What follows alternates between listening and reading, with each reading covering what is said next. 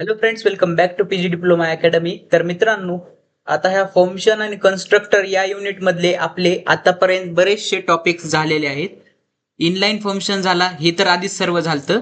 Inline function झाला, static data member तुमचा झाला, स्टॅटिक मेंबर फंक्शन हा तुमचा झाला, फंक्शन्स फ्रेंड फंक्शन तुमचा बघितला आपण युजिंग टू डिफरंट क्लासेस आणि नॉन मेंबर फंक्शन सोबत.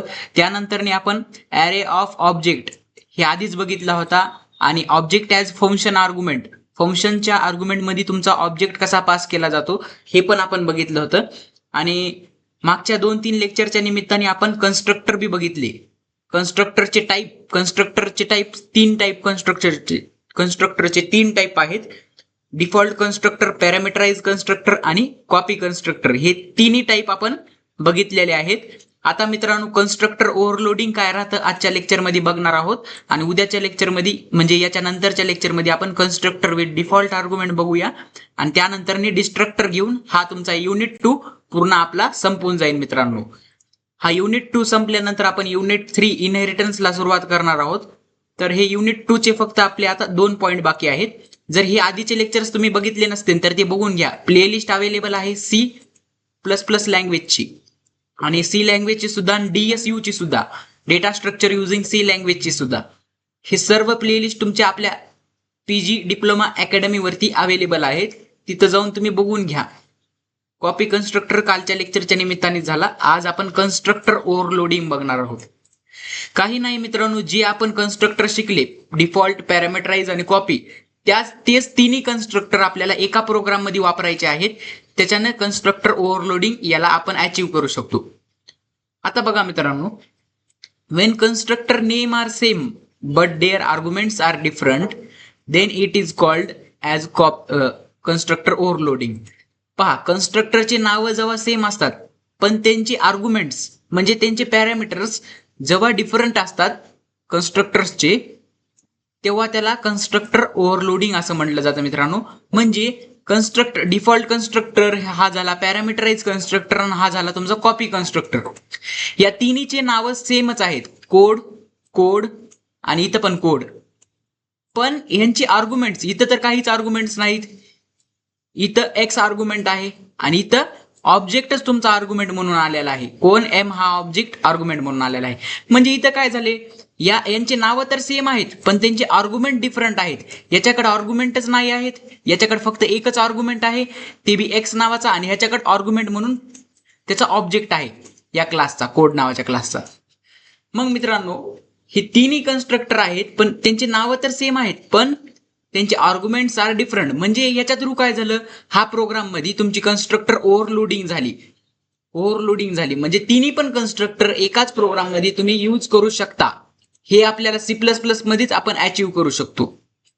We can use no argument constructor, म्हणजेच हा डिफॉल्ट कन्स्ट्रक्टर. जिथं आर्ग्युमेंट नसतात त्यालाच नो आर्ग्युमेंट कन्स्ट्रक्टर सुद्धा म्हटलं जातं. वन आर्ग्युमेंट कन्स्ट्रक्टर म्हणजेच पॅरामीटराइज कन्स्ट्रक्टर. हे पहा, एक आर्ग्युमेंट म्हणजेच पॅरामीटराइज कन्स्ट्रक्टर. अँड सो ऑन, म्हणजेच डिफॉल्ट कन्स्ट्रक्टर बी तुम्ही तिथं घेऊ शकता. तुम्ही जरी हे दोन जरी लिहिले तरी तुमची कन्स्ट्रक्टर ओव्हरलोडिंग होत आहे. आणि हे जर तुम्ही ऍड नाही केलं तरी चालेल, पण माझ्या हिशोबाने तुम्ही ऍड करावे, कारण प्रोग्राम तसा चांगला दिसतो जर तिन्ही कन्स्ट्रक्टर असेल तर. C++ permits to use all constructor in same class. एकाच क्लासमध्ये C++ मध्ये आपण एकाच क्लासमध्ये सगळे कन्स्ट्रक्टर, ऑल कन्स्ट्रक्टर वापरू शकतो. डिफॉल्ट पण वापरू शकतो, पॅरामीटराइज पण वापरू शकतो, आणि कॉपी कन्स्ट्रक्टर पण तुमचा वापरू शकतो. एकाच क्लासमध्ये म्हणजे सेम क्लासमध्ये, ह्या कोडच क्लासमध्ये तिन्ही पण पॅरामीटर्स एकदाच आपण वापरू शकतो. C++ आपल्याला अलाउ करतो. ती प्रिमिट म्हणजेच अलाउ करणे. C++ हे आपल्याला अलाउ करतं तिन्ही पण कन्स्ट्रक्टर एकाच क्लासमध्ये हे करणे, लिहिणे. Then it become constructor overloading. मग या सर्व गोष्टीला काय म्हटलं जातं, जर तिन्ही कन्स्ट्रक्टर एकाच प्रोग्राम मध्ये लिहिले तर तिथं तुमची कन्स्ट्रक्टर ओव्हरलोडिंग होते मित्रांनो. कन्स्ट्रक्टर ओव्हरलोड होतो तुमचा. समजत आहे? हा पहा, आता इथं मी काय केलं, वरच्या 2 लाईनी लिहिल्या नाहीत. कोणची, हेडर लाईन तुमची आणि त्यांची युजिंग नेम स्पेस std, ह्या 2 लाईनी, हे पहा, ह्या 2 लाईनी लिहिल्या नाहीत, तर ते तुम्ही ऍड करा तिथं. फक्त तेवढंच राहिले आपलं. बाकी प्रोग्राम तर सारखाच आहे सेम. काय जे कॉपी कन्स्ट्रक्टरचा प्रोग्राम होता तेच आहे. हा प्रोग्राम बी आपण डिटेलमध्ये आज चर्चा करणार आहोत. याच्यावरती इंटिजर आयडी डिक्लेअर करायचा, त्या आयडी वरती 100 व्हॅल्यू द्यायची डिफॉल्ट कन्स्ट्रक्टर मध्ये. त्यानंतर एक्स वरती युजर कडून व्हॅल्यू घ्यायची, एक्स वरती युजर कडून व्हॅल्यू घेतली 200, मग 200 व्हॅल्यू या आयडी वरती स्टोअर होणार. आणि त्यानंतर हीच 200 व्हॅल्यू या एक्स ची ह्याच्यामध्ये आलेली 200 व्हॅल्यू म्हणजे हा ऑब्जेक्ट काय C2 ऑब्जेक्ट वर जी व्हॅल्यू टाकली तुम्ही 200 व्हॅल्यू, तीच व्हॅल्यू सेम तुमच्या एम नावाच्या ऑब्जेक्ट वरती जाईल आणि एम डॉट आय डी केल्यावर आपल्याला त्या 200 व्हॅल्यू या आयडी वरती परत जाईल. म्हणजे आपल्याला आउटपुटला काय येईल, पहिल्या C1चं आयडी काय येईल 100, C2 ची काय आयडी येईल 200 आणि C3 ची पण 200 येईल. का म्हणून, कारण की C2 लाच आपण C3 वरती टाकत आहोत. हे पहा, C2 ला C3 नावाच्या ऑब्जेक्ट वरती टाकत आहोत, म्हणजेच हीच व्हॅल्यू आपण इथं टाकत आहोत C3 वरती. समजलं. मग C1 डॉट डिस्प्ले केल्या आपल्याला ही व्हॅल्यू पहिल्यांदा येईल 100 व्हॅल्यू, C2 डॉट डिस्प्ले केल्या आपल्याला 200 व्हॅल्यू येईल, C3 डॉट डिस्प्ले केल्यावर आपल्याला 200 व्हॅल्यू येईल. समजत आहे का? हे आउटपुट झालं तुमचं. एक्झाम मध्ये आउटपुट लिहायची गरज नाही, पण लिहिलं तर चांगलंच आहे, तसं तर गरज नाही. आता इथं वाईड मेननी बिल तुम्ही लिहू शकता आणि इंट मेन लिहिल्या पण तुम्ही INT इंट मेन फंक्शनने तुम्ही प्रोग्राम लिहा. समजत आहे आपण इथं काय केलं? आता चला तर आपण हा प्रोग्राम आपण आपल्या ऑनलाईन कंपायलर वरती जाऊन बघूया, तिथं आपला प्रोग्राम हा कसा रन होणार आहे. त्याआधी हे समजून घ्या. इन अबाव एक्झाम्पल म्हणजेच याच एक्झाम्पल मध्ये काय झालेलं आहे ते लक्षात घ्या. We can see first constructor, पहिला कन्स्ट्रक्टर हा तुमचा टेक नो आर्ग्युमेंट आहे. म्हणजे पहिला कन्स्ट्रक्टर म्हणजेच हा डिफॉल्ट कन्स्ट्रक्टर, हा कोड नावाचा कन्स्ट्रक्टर नो आर्ग्युमेंट घेत आहे, म्हणजे काहीच आर्ग्युमेंट घेत नाही. त्यानंतर second constructor take one argument, म्हणजेच हा पॅरामीटराइज कन्स्ट्रक्टर, हा कोड नावाचा सेकंड कन्स्ट्रक्टर आहे, ते एकच आर्ग्युमेंट घेत आहे. कोणता? एक्स हा आर्ग्युमेंट घेत आहे ते. आणि third constructor takes object as argument. तिसरा कन्स्ट्रक्टर म्हणजे कॉपी कन्स्ट्रक्टर, हा काय करायला आहे, हा कन्स्ट्रक्टर काय करायला आहे, ह्याचाच ऑब्जेक्ट ह्याचाच हे म्हणून घेत आहे, आर्ग्युमेंट म्हणून घेत आहे. समजत आहे का? कन्स्ट्रक्टर नेम कोड, पहा कन्स्ट्रक्टरचं नाव काय आहे, कोड आहे. इज सेम म्हणजे कन्स्ट्रक्टरचं name same but their arguments are different.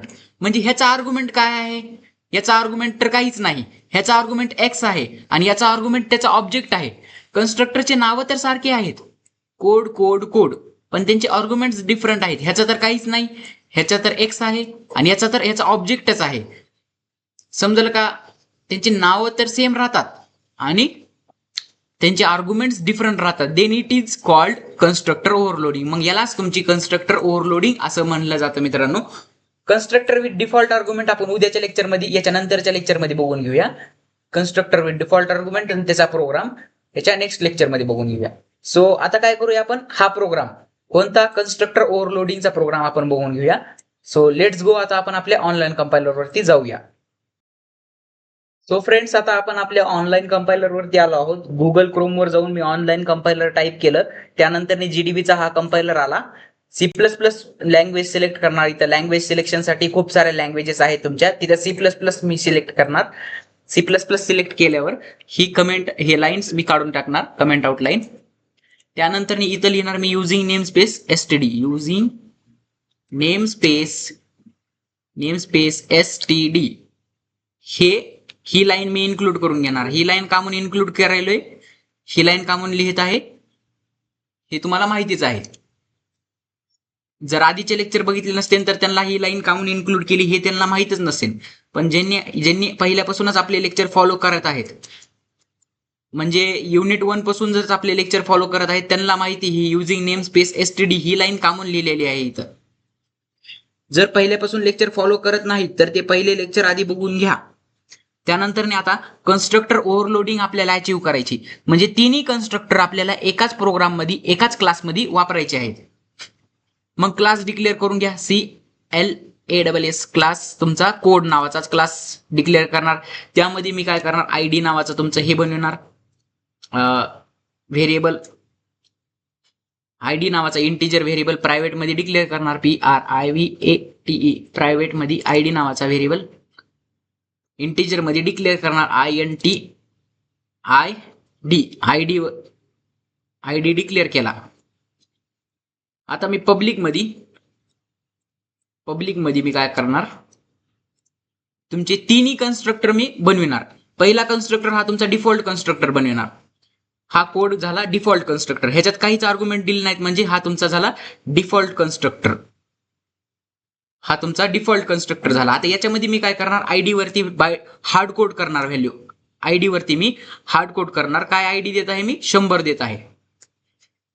ID मी 100 देत आहे. आता पॅरामीटराइज कन्स्ट्रक्टर तुमचा यूज करणार. पॅरामीटराइज कन्स्ट्रक्टर, पॅरामीटराइज कन्स्ट्रक्टर मध्ये आर्ग्युमेंट्स आपण पास करतो. मग कन्स्ट्रक्टर बनवा कोड नावाचा, त्याच्यामध्ये आता हा पॅरामीटराइज कन्स्ट्रक्टर आहे हे कसं समजणार, याच्यामध्ये आपण एक्स आर्ग्युमेंट हा पास केला. हे पहा, एक्स आर्ग्युमेंट पास केला आणि सेम हाच या आयडी वरती मी एक्स टाकून देतो. ID is equal to x, म्हणजे हा एक्स मी या आयडी वरती टाकून देत आहे. एक्स वरती जी व्हॅल्यू आहे ती मी या आयडी वरती टाकून देत आहे.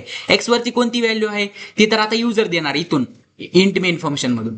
आता हा झाला तुमचा पॅरामीटराइज कन्स्ट्रक्टर. आता तुमचा कॉपी कन्स्ट्रक्टर बनवा. कॉपी कन्स्ट्रक्टर कसा बनवितात, कन्स्ट्रक्टर नेम आणि क्लास नेम. पहा, कन्स्ट्रक्टर नेम आणि क्लास नेम दोन्हीचे सेमच नाव असतात. हे पहा, कोड इथं बी आहे, इथं पण कोड, इथं पण कोड, इथं पण कोड, तिन्हीसाठी. आता हे पहा, कोड त्याचा ऑब्जेक्ट बनविला आणि ऍड्रेस काय दिला मी, ऍड्रेस त्या ऑब्जेक्टला काय बनवू, एमच ऑब्जेक्ट बनवू, एम ऑब्जेक्ट बनविला. मग मी याला कॉल कसं करणार. आता मला जर आयडी वरती व्हॅल्यू टाकायची आहे, आयडी वरती ID is equal to value टाकायची आहे, तर मला आयडीला ऍक्सेस कसं करता येणार, m dot ID. M dot ID मला असं लिहावं लागणार. त्यानंतर एम डॉट आयडी ची व्हॅल्यू, एम डॉट आयडी ची व्हॅल्यू ही आयडी नावाच्या व्हेरिएबल वरती जाईल. हा आयडी, आता तुम्हाला सांगतो मी मित्रांनो, तुम्हाला बऱ्याचशा जणांना डाऊट असेल, हा आयडी या कन्स्ट्रक्टरचा वेगळा, हा आयडी या कन्स्ट्रक्टरचा वेगळा आणि हा आयडी या कन्स्ट्रक्टरचा वेगळा. या आयडी मध्ये 100 व्हॅल्यू स्टोअर आहे. या आयडी मध्ये युजरनी जी व्हॅल्यू एंटर करीन ती व्हॅल्यू स्टोअर राहणार आहे. आणि या आयडी मध्ये जी ह्या ऑब्जेक्ट मध्ये जी व्हॅल्यू स्टोअर आहे का तीच या आयडी मध्ये येणार आहे. म्हणजे 200 इथं आपण आउटपुटला 200 टाकणार आहोत, मग तिथं 200 इथं येणार आहे. समजलं. हा तुमचा काय आहे, डिफॉल्ट कन्स्ट्रक्टर. हा तुमचा पॅरामीटराइज कन्स्ट्रक्टर, हा तुमचा कॉपी कन्स्ट्रक्टर. तिन्ही कन्स्ट्रक्टर झाले. आता आयडीला डिस्प्ले करण्यासाठी वाईड डिस्प्ले फंक्शन लावा, DISPLAY डिस्प्ले फंक्शन तुमचा लावा. मग डिस्प्ले फंक्शन लावला तुम्ही, डिस्प्ले मध्ये सी आउट इन्सर्शन ऑपरेटर आणि आयडीला तुम्ही डिस्प्ले करून द्या. आयडीला तुम्ही डिस्प्ले करून द्या. काय केलं, आयडीला डिस्प्ले केलं फक्त. आता मित्रांनो, आता आपण काय करणार, त्या क्लासचा ऑब्जेक्ट तयार करणार. CODE कोड नावाच्या क्लासचा C1 ऑब्जेक्ट बनवला. आता तुम्ही म्हणता हा C1 कोणाचा ऑब्जेक्ट आहे, तर C1 पहिल्या कन्स्ट्रक्टरचा ऑब्जेक्ट असणार. समजलं, याच क्लासचा ऑब्जेक्ट असणार, पण तो पहिल्या कन्स्ट्रक्टरला कॉल लावणार. पहिला ऑब्जेक्ट तुमचा पहिल्या कन्स्ट्रक्टरला कॉल लावणार. आता कोड दुसरा ऑब्जेक्ट C2 कुणाला कॉल लावणार, या दुसऱ्या कन्स्ट्रक्टरला. मग दुसऱ्या कन्स्ट्रक्टर मध्ये या पॅरामीटराइज कन्स्ट्रक्टरला कॉल लावणार. मग याच्यामध्ये आपल्याला इंट एक्स वरती व्हॅल्यू द्यावा लागेल. मग एक्स वरती व्हॅल्यू दिली मी, इथून 200 पास केली, इथून मी 200 पास केली म्हणल्यावर या एक्स वरती 200 व्हॅल्यू जाईल आणि मग या आयडी सोबत आपल्याला 200 व्हॅल्यू दिसून येईल. म्हणजे आयडी इज इक्वल टू 200 असे दिसून येईल. आणि तिसऱ्या कन्स्ट्रक्टरसाठी म्हणजे कॉपी कन्स्ट्रक्टरसाठी मी काय करत आहे, C3 बनवित आहे. C3 नावाचा ऑब्जेक्ट बनवित आहे आणि याच्यामध्ये मी C2 ला पास करीत आहे. या C2 ऑब्जेक्टला मी या C3 च्या ह्याच्यात पास करीत आहे. काय, आर्ग्युमेंट मध्ये, म्हणजे ऑब्जेक्ट ॲज आर्ग्युमेंट पास करीत आहे. याच ऑब्जेक्टला ह्याचाच आर्ग्युमेंट, याच क्लासचा आर्ग्युमेंट म्हणून पास करीत आहे. मग हे काय झालं तुमचं कॉपी कन्स्ट्रक्टर. पहा, तिन्ही कन्स्ट्रक्टर झाले का नाही. हा तुमचा डिफॉल्ट, हा तुमचा पॅरामीटराइज आणि हा तुमचा कॉपी कन्स्ट्रक्टर. तिन्ही कन्स्ट्रक्टर झाले. आता एक युजरला मेसेज द्या. काय मेसेज देणार तुम्ही युजरला, सी आउट इन्सर्शन ऑपरेटर आणि ह्याच्यामध्ये युजरला मेसेज देणार OBJECT object C1 VALUES values.